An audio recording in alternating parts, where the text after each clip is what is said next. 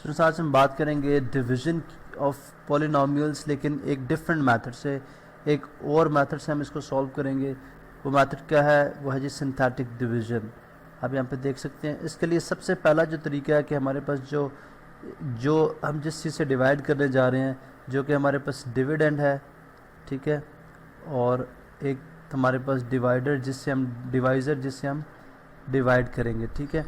अब इसके लिए जो डिविडेंड है हमारे पास, उसको सबसे पहली बात है कि अगर हम पी ऑफ एक्स यानी पॉलिनोमियल की फॉर्म में लिख लें तो हमें इसकी डिसेंडिंग ऑर्डर में इसको लिखना होगा। जो मिसिंग टर्म्स होंगी वो हम ज़ीरो के साथ इंट्रोड्यूस करा लेंगे, लेकिन हम इसको प्रॉपर डिसेंडिंग ऑर्डर में लिखेंगे। जैसे अगर आप यहाँ पे देखें तो सबसे पहले हमारे पास 5x की पावर 4, तो x4 का कोफिशिएंट है मौजूद, x3 भी है, यहाँ पे आ जाएगा 1x3। उसके बाद अगर आप देखें तो x² मिसिंग है, हम यहाँ पे 0 इंटू x² लिख सकते हैं बिकॉज हमने ऑर्डर पूरा करना है। इसी तरह से -3x मौजूद है तो -3x हम लिख देंगे।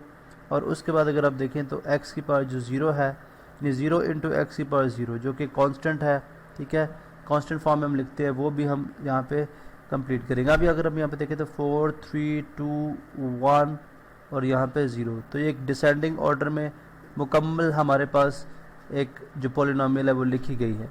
अब हम करेंगे कुछ इस तरह से कि अगर हम सबसे पहले हम एक जो हमारे पास डिवाइज़र है, इसको अगर आप देखें तो फैक्टर थ्योरम के मुताबिक x - 2 if it is a factor तो x - 2 बेसिकली वो रूट होगा, वो वैल्यू होगी जिसके लिए इक्वेशन सेटिस्फाई होती है। तो x हम बेसिकली देखते हैं जी a इज़ इक्वल टू 2।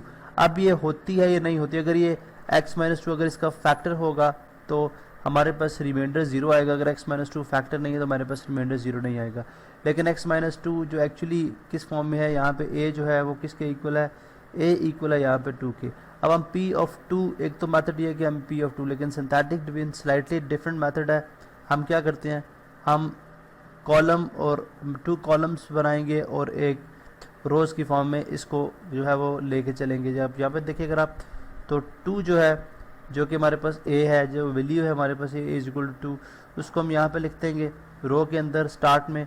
और जो हमारे पास डिवाइज़र के जो डिविडेंड के कोफिशिएंट्स हैं वो हम यहाँ पे जो है वो स्पेस देके 5, उसके बाद 1, उसके बाद 0, उसके बाद -3, उसके बाद 0, इस फॉर्म में लिख लेंगे।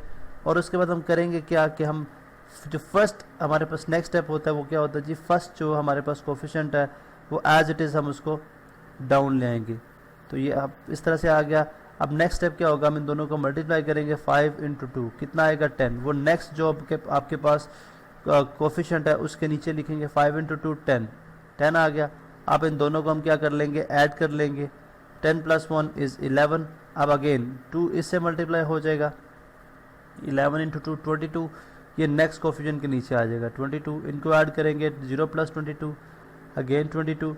उसके बाद नेक्स्ट स्टेप क्या होगा, 2 मल्टीप्लाई हो जाएगा 22 के साथ, कितना आ जाएगा 22 इंटू 22 44 आ गया। 44 इन ये आपस में ऐड होंगे तो हमारे पास आ जाएगा 41, बिकॉज 41 - 3 44 - 3 41 आ गया। उसके बाद ये मल्टीप्लाई हो जाएगा नेक्स्ट जितने भी इस तरह से कोफिशिएंट्स आते हैं जो हमारे पास क्वोशंट, बेसिकली अब हमारे पास ये क्वोशंट के कोफिशिएंट्स हैं। अब जिस तरह से आते जाएंगे हम इनको एज इट इज़ लिखते जाएंगे। तो यहाँ पे आ जाएगा जी 41 को मल्टीप्लाई करेंगे 2 के साथ तो ये आ जाएगा हमारे पास 82 + 0 इज़ 82। अब ये हमारे पास लास्ट जो है दिस इज़ कॉल्ड रिमाइंडर, ये हमारे पास कहलाता है जी रिमाइंडर। यानी अगर हम जो इस गिवन जो डिविडेंड था उसको अगर हम लिखें अब तो बेसिकली डिविडेंड हमारे पास किस फॉर्म में आ गया, हमारे पास आंसर पे क्या बना, क्वोशंट क्या बना, क्वोशंट हमारे पास बन गया जी 5x3। बिकॉज यहाँ पे अगर आप देखें तो अब 1 पावर लेस में लिखेंगे, ठीक है, बिकॉज द हाईएस्ट पावर इसकी 4 थी। जब हम इसको लिखेंगे तो हम 1 पावर जो है वो लेस में लिखेंगे, यानी 4 - 1। क्वोशंट में 4 - 1 करेंगे जो कि अब x की पावर जो x4 की पावर थी x3 की पावर बनेगी, जो x3 की पावर थी x2 की बनेगी, और इस तरह से जो x2 की होगी वो x1 की बनेगी, और x1 की जो होगी वो हमारे पास कांस्टेंट बन जाएगा। तो 5x3।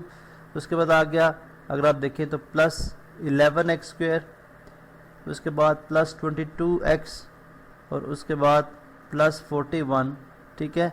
एंड विद रिमाइंडर, ठीक है, विद रिमाइंडर। ये आप याद रखें, ये क्वोशंट है हमारे पास, दिस इज कॉल्ड क्वोशंट। ये हमने क्वोशंट लिखा है अभी, और अभी हम लिखने जा रहे हैं विद रिमाइंडर। रिमाइंडर कितना है 82, विद रिमाइंडर 82। ये हमारे पास मेथड है जिस सिंथेटिक डिवीजन, जिससे हमने क्वोशंट भी फाइंड आउट कर लिया और रिमाइंडर भी फाइंड आउट कर लिया। अब अगर आप यहाँ पे, जैसे हमने स्टार्ट में बात की कि अगर 82 जो है यहाँ पे जो रिमाइंडर है वो 0 आता, तो हम ये कहते थे x माइनस 2 जो है वो फैक्टर है किसका, 5x4 plus x cube minus 3x का। अब चूँकि रिमाइंडर 0 नहीं आया, तो सिंपली हमने क्वोशंट और रिमाइंडर को सिंपल फॉर्म में लिख दिया कि ये हमारे पास क्वोशंट है और रिमाइंडर है। अगेन मैं स्टेप रिवाइज कर दूं तो सिंपली फर्स्ट स्टेप में आपने जो है वो डिसेंडिंग ऑर्डर में लिखना है, जिस रफ सा जो है आइडिया है, डिसेंडिंग ऑर्डर में लिखेंगे। उसके बाद जो डिविडेंड के कोफिशिएंट्स हैं वो हम एक तरतीब में लिख देंगे, एक रो के अंदर लिख देंगे। डिवाइज़र जो होगा उसमें हम जो a की वैल्यू होगी वो निकाल लेंगे, जो कि हमारे पास यहाँ पे 2 आई है। उसके बाद अब फर्स्ट जो क्वोशंट जो कोफिशिएंट होगा एज इट इज़ आ जाएगा, और नेक्स्ट फिर हम 2 के साथ मल्टीप्लाई करके नेक्स्ट कोफिशिएंट के नीचे लिखते जाएंगे, ऐड करते जाएंगे, और फाइनली हमारे पास जो टर्म बचेगी वो हमारे पास रिमाइंडर होगा। लेकिन जब हम क्वोशंट लिखेंगे तो हम जितने भी पावर थी x की उससे 1 लेस करके, 4 थी तो 4 में से 1 लेस करके 3 की फॉर्म में, यानी ये x3 हो जाएगा, ये x2 हो जाएगा, ये x हो जाएगा और ये कांस्टेंट हो जाएगा। तो इस तरह से हम जो है वो अकॉर्डिंग टू सिंथेटिक डिवीजन हम 2 पॉलिनोमियल्स को डिवाइड करते हैं।